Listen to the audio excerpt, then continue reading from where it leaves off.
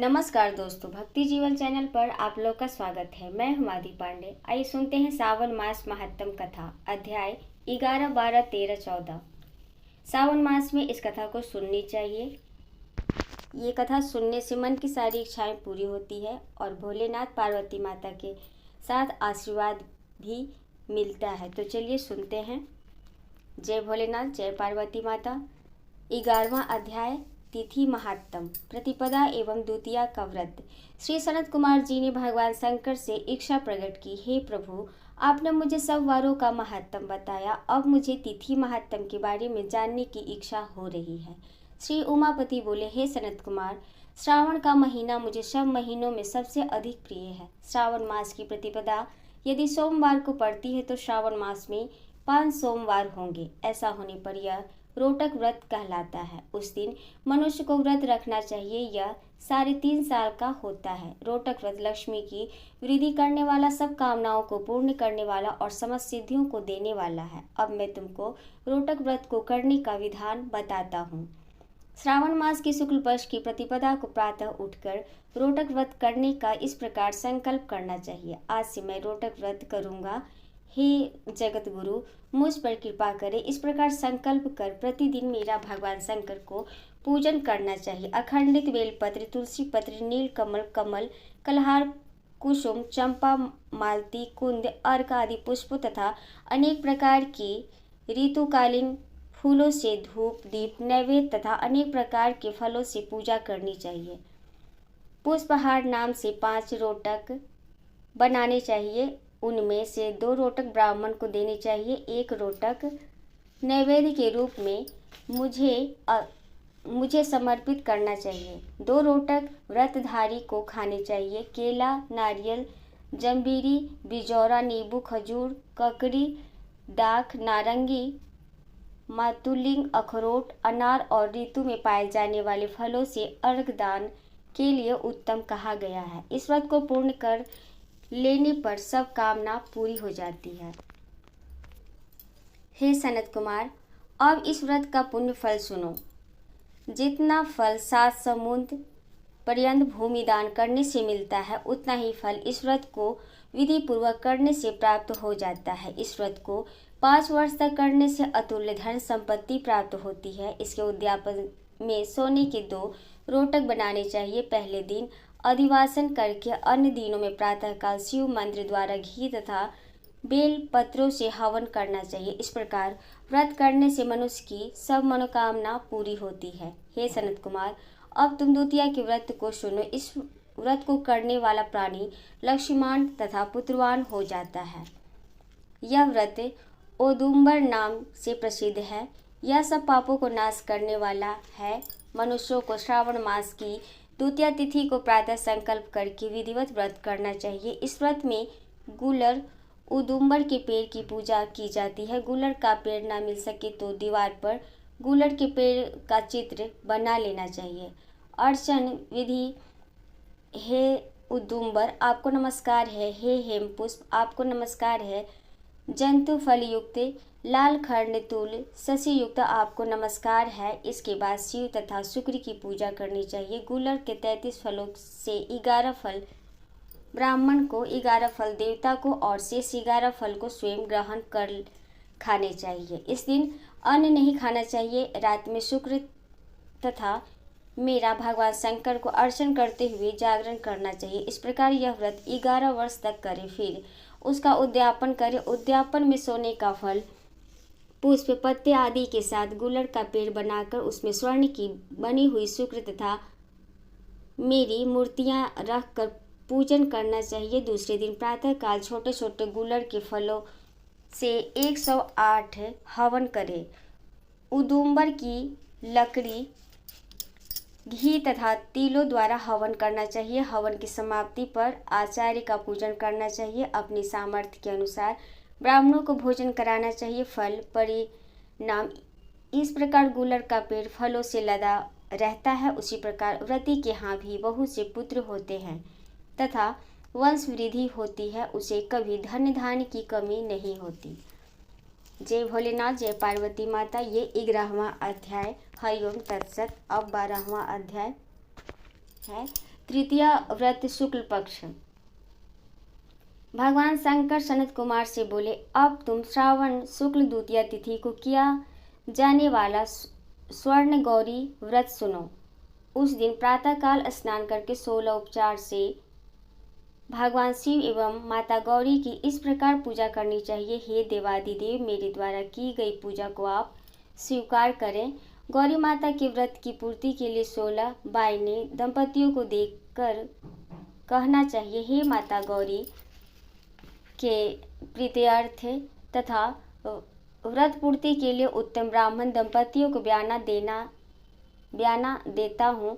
चावल के आटे से निर्मित 16 पकवान बांस की 16 टोकरियों में रखकर उन पर वस्त्र रखकर सपत्नीक 16 ब्राह्मणों को बुलाकर निवेदन करें, मैं व्रत की संपूर्णता और फल प्राप्ति के लिए यह बयाना देता हूँ।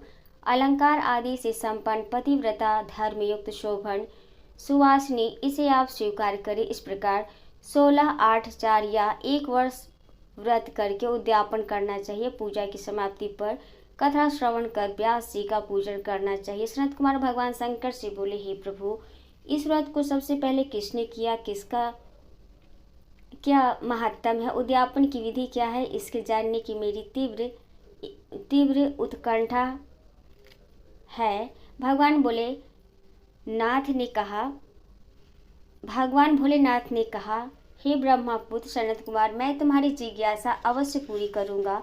प्राचीन काल में सरस्वती नदी के तट पर सुवीला महानगरी थी। उसके राजा का नाम चंद्रप्रभा था। उसके महादेवी और शिवाला नाम की 2 रूप और लावण्य युक्त पत्नियां थी। राजा चंद्रप्रभा महादेवी रानी को अधिक प्यार करता था। राजा उस पर अपनी जान छिड़कता था। एक दिन राजा शिकार खेलने के लिए वन में गया। वहां उसने शार्दूल सिंह, बारह, अरना, भैंसे, हाथी आदि का शिकार किया। अब राजा को प्यास व्याकुल करने लगी। राजा वन में पानी के लिए इधर उधर घूमने लगा। घूमते हुए वह एक तालाब पर पहुंचा। उसने तालाब के जल में अपनी प्यास बुझाई। पानी पीने के बाद राजा ने इधर उधर देखा तो उसने देखा कि तालाब के किनारे कुछ अप्सराएं गौरी की पूजा कर रही हैं। राजा ने उनसे पूछा, आप किसकी पूजा कर रही हैं? अप्सराओं ने उत्तर दिया, हम स्वर्ण गौरी का पूजन कर रही हैं। राजा ने फिर पूछा, देवियों, इस व्रत को करने की विधि एवं व्रत का क्या फल मिलता है, बताने की कृपा करें। अप्सराओं ने उत्तर दिया, श्रावण शुक्ल तृतीया के दिन यह व्रत किया जाता है। इस व्रत में भगवान शंकर और भगवती पार्वती का पूजन किया जाता है। इस व्रत में 16 धागों का डोरा पुरुष अपने दाएं हाथ में तथा स्त्रियां अपने बाएं हाथ में बांधती है। यही इस व्रत को करने की विधि है। इस व्रत को करने से भगवान शंकर की कृपा से सब मनोकामना पूरी होती है। यही इस व्रत का फल है। यह सुनकर राजा चंद्रप्रभा ने भी श्रावण मास की शुक्ल पक्ष की तृतीया को अपनी दाईं भुजा में 16 धागों वाला डोरा बांधकर व्रत किया। राजा ने कहा, हे माता गौरी, मैं इस डोरे को व्रत के लिए बांधता हूँ। मेरे ऊपर आप कृपा करना। इस प्रकार व्रत धारण कर राजा अपने महलों में आ गया। रानी महादेवी ने राजा के दाएं हाथ में बंधे डोरे को देखा तो पूछा, यह क्या है? इस पर राजा ने व्रत के बारे में बता दिया। इस पर रानी क्रोध में भर गई और राजा के हाथ से बंधे डोरे को तोड़कर एक सूखे पेड़ पर फेंक दिया। राजा ने रानी से कहा, ऐसा कर तुमने अच्छा नहीं किया है। यह तुमने माता गौरी का अपमान किया है। इधर राजा की दूसरी पत्नी ने देखा कि सूखा पेड़ डोरे के प्रभाव से हरा भरा हो गया। छोटी रानी ने उस डोरे को अपनी बाईं भुजा में बांध लिया। ऐसा करने से छोटी रानी डोरे के प्रभाव से राजा की सर्वाधिक प्रिय हो गई। इधर बड़ी रानी व्रत का अपमान करने से राजा द्वारा त्याग देने के कारण दुखी होकर वन में चली गई। वन में वह महादेवी का ध्यान कर पवित्र मुनियों के आश्रम में ठहरी, परंतु मुनियों ने उसे देखकर कहा, अरे पिशाचनी, यहाँ से चली जा। राजा और मुनियों द्वारा तिरस्कृत रानी महादेवी घोर जंगल में घूमती हुई थककर एक जगह बैठ गई। वह गौरी का स्मरण कर पश्चाताप कर आंसू बहाने लगी। रानी को दुखी देखकर देवी को उस पर दया आ गई और उसे दर्शन दिए। रानी ने देवी को दंडवत प्रणाम किया और उनकी स्तुति करने लगी। हे देवी, आपकी जय हो, आपको बारंबार नमस्कार है। हे भक्त वरप्रद, आपकी जय हो। हे मंगल रूपे, आपकी जय हो। इस प्रकार भक्ति के द्वारा देवी से वर प्राप्त करके बड़ी रानी ने गौरी अर्चन करके व्रत किया। व्रत के प्रभाव से राजा बड़ी रानी महादेवी को वनों से महलों में ले आया। देवी के प्रसाद से राजा तथा उसकी दोनों रानियों की सब इच्छाएं पूर्ण हुई। दोनों रानियों सहित राजा संपूर्ण राज्य का उपभोग कर समृद्धिशाली हो गया। अंत में राजा व दोनों रानियां देह त्याग कर शिवलोक चली गईं। शिव जी बोले, हे तात, जो शोभना पार्वती का व्रत करता है वह मेरा तथा पार्वती का अत्यंत प्रिय प्राणी हो जाता है। इस लोक में सुख सुविधा भोग कर और अपने शत्रुओं पर विजय प्राप्त करके अंत में मेरे लोक को चला जाता है। अब मैं तुम्हें इस व्रत की उद्यापन विधि बताता हूँ। शुभ तिथि, शुभ वार, चंद्रबल, ताराबल को जाने पर मंडल में अष्टदल कमल के ऊपर धान्य, उसके ऊपर घट स्थापित करना चाहिए। उस घट पर 16 फल का बना तांबे का पूर्ण पात्र रखना चाहिए। उस पूर्ण पात्र में तिल भरकर उसके ऊपर पार्वती तथा भगवान शंकर की प्रतिमा रखनी चाहिए। उसके ऊपर 2 श्वेत कपड़े और श्वेत रंग का यज्ञोपवीत रखा जाता है। विधि पूर्वक वेद मंत्रों से पूजन कराकर रात में जागरण करना चाहिए। अगले दिन प्रातःकाल पूजन करके हवन करें। पहले ग्रह होम फिर आधार होम करना चाहिए। जौ मिश्रित तिल को घी में मिलाकर 1000 या 100 प्रधान आहुतियाँ देनी चाहिए। इसके बाद वस्त्र, अलंकार, धेनु आदि से आचार्य की पूजा करनी चाहिए। 16 बायने निकाल कर ब्राह्मणों को देना चाहिए और उन्हें भोजन कराना चाहिए तथा भोजनोपरांत दक्षिणा भी देनी चाहिए। इसके बाद अपने मित्रों संबंधियों को भोजन कराना चाहिए तथा स्वयं भी भोजन करना चाहिए। हर हर महादेव, जय भोलेनाथ। ये 12वां अध्याय हरिओम तत्सत। अब 13वां अध्याय जय भोलेनाथ, हर हर महादेव। श्रावण शुक्ल चतुर्थी व्रत। भगवान शंकर सनत कुमार से बोले, अब तुम्हें श्रावण शुक्ल चतुर्थी को किए जाने वाले व्रत दुर्गा गणपति व्रत के बारे में बताता हूँ। त्रैलोक में प्रसिद्ध इस व्रत को भगवती पार्वती ने श्रद्धा पूर्वक किया था। इस व्रत को सरस्वती, इंद्र, विष्णु, कुबेर, अन्य देवता, मुनि, गंधर्व, किन्नर आदि कर चुके हैं। यह व्रत सब प्रकार के पापों को नष्ट करने के लिए किया जाता है। श्रावण शुक्ल चतुर्थी के लिए एक दंत वाले गणेश जी की सोने की मूर्ति बनवाकर सोने के सिंहासन पर स्वर्ण की दुर्वा बिछाकर तांबे के कलश पर स्थापित करनी चाहिए। लाल कपड़ा बिछाकर सर्वतोभद्र मंडप का निर्माण कर उस पर कलश स्थापित करें। लाल फूल तथा पंचपत्रों, अपामार्ग, समी, दुर्वा, तुलसी दल, विलपत्र, इस मौसम में होने वाले सुगंधित पुष्पों तथा फलों आदि का नैवेद्य रखकर 16 उपचार से गणेश जी की पूजा करके प्रार्थना करनी चाहिए। इस स्वर्ण निर्मित प्रतिमा में विघ्न विनाशक गणेश जी का आवाहन करता हूँ, इसमें वे पधारे। रत्नों से जड़ित उत्तम स्वर्ण सिंहासन बैठने के लिए देता हूँ, आप इसे स्वीकार करें। हे पार्वती पुत्र, हे विश्व व्यापिन, हे सनातन, मैं आपको प्रणाम करता हूँ। मेरे विघ्नों का नाश करे। हे सूर्य श्रेष्ठ, लाल चंदन चर्चित मैंने भक्तिपूर्वक वन अक्षतों को चढ़ाया है, आप इसे स्वीकार करें। लोगों के अनुग्रह के लिए तथा दानवों के विनाश हेतु एक दंत यह आपका पतवार है, प्रसन्नता पूर्वक धूप को स्वीकार करें। इस प्रकार इस दीपक को मैं आपको देता हूँ, आपको नमस्कार है। गणनाथवा वैदिक मंत्र से लड्डू तथा खीर, कपूर तथा इलायची युक्त पान आपको समर्पित कर रहा हूँ। हे गणेश्वर, हे गणाध्यक्ष, हे गजानन, हे गौरीपुत्र, मेरा व्रत आपके प्रसाद से परिपूर्ण हो। जो प्राणी 5 वर्ष तक व्रत कर उद्यापन करता है वो अपने मनोवांछित पदार्थों तथा वस्तुओं को प्राप्त कर लेता है और अंत में देह त्याग कर मेरे लोक को प्राप्त करता है। यदि इस व्रत को कोई 3 वर्ष तक कर ले तो उसे सब सिद्धियां प्राप्त हो जाती है और अंत में मेरे लोक में जाता है। इस उत्तम व्रत को जो प्राणी उद्यापन के बिना करता है तो यथाविधि पूरा व्रत करने पर भी उसका व्रत निष्फल हो जाता है। उद्यापन अवश्य करना चाहिए। उद्यापन के दिन तिलों को जल में मिलाकर स्नान करना चाहिए। फिर गणेश जी की एक पल या आधा पल या चौथाई पल की स्वर्ण की प्रतिमा बनाकर उसको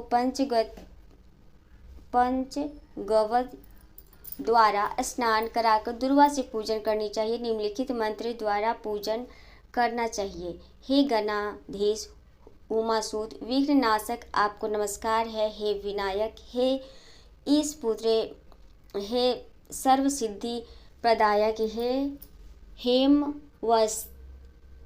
वक्त्र, हे मूषक वाहन, हे कुमार गुरु, आपको नमस्कार है। उपरोक्त सभी नामों से अलग अलग पूजन करना चाहिए। पहले दिन अधिवासन करना चाहिए। दूसरे दिन प्रातःकाल हवन करना चाहिए। ग्रह होम कर दुर्वा तथा लड्डू से प्रधान होम करना चाहिए।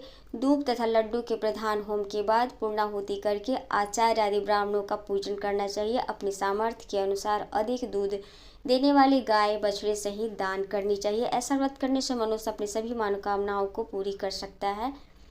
मैं अपने प्रिय पुत्र के व्रत करने वाले को सभी सुख प्रदान करता हूँ, अंत में सद्गति प्रदान करता हूँ। जय भोलेनाथ, हर हर महादेव, जय पार्वती माता। ये था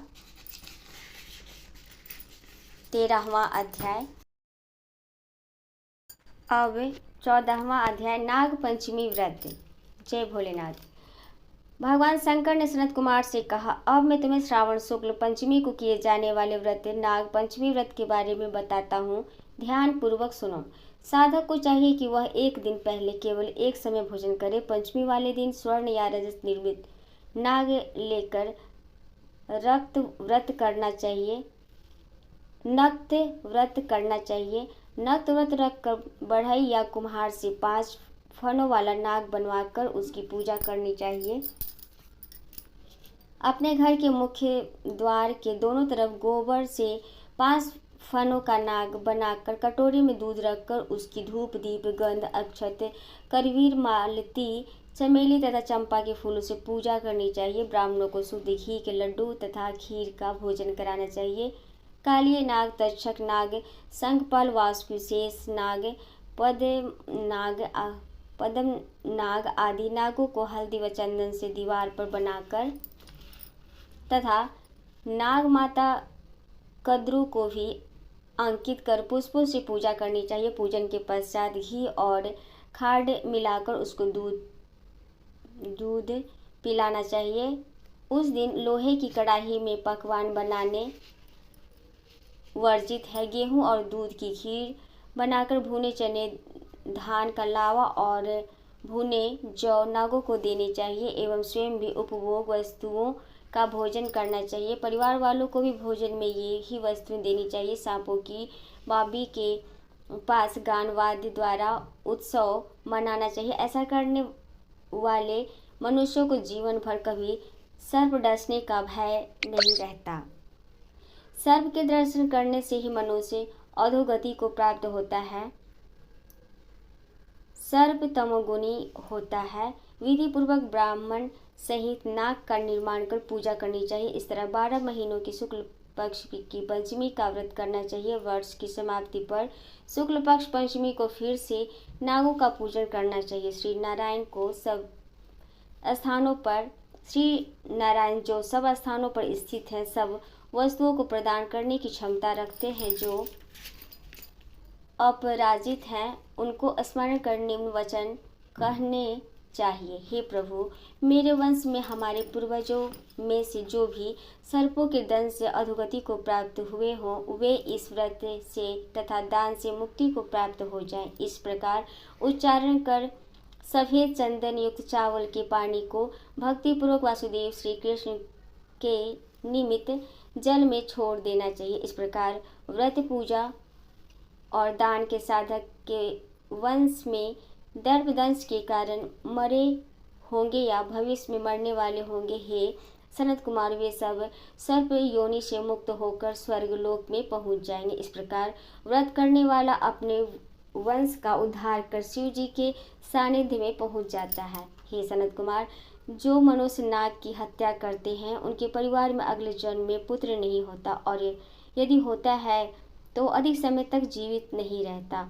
महिलाओं की कृपणता के कारण भी प्राणी को सर्प योनि प्राप्त होती है। जो दूसरों की अमानत हजम कर जाते हैं वे ही सर्प योनि में जाते हैं। जो प्राणी विभिन्न कारणों से सर्प योनि में चले जाते हैं उनके उद्धार का एकमात्र रास्ता नागपंचमी का व्रत ही है। जो प्राणी नागपंचमी का व्रत तथा नाग पूजा करते हैं उनकी भलाई के लिए नागों के स्वामी शेषनाग और वासुकी नाग भगवान विष्णु से और भगवान शंकर से हाथ जोड़कर प्रार्थना करते हैं। शेषनाग और वासुकी नाग की प्रार्थना पर भगवान विष्णु और भगवान शंकर उन लोगों की सब मनोकामनाएं पूर्ण करते हैं। वे प्राणी नागलोक में अनेक तरह के भोगों को भोगकर वैकुंठ लोक में चले जाते हैं। तो ये था 14वां अध्याय। जय भोलेनाथ, जय पार्वती माता, हर हर महादेव।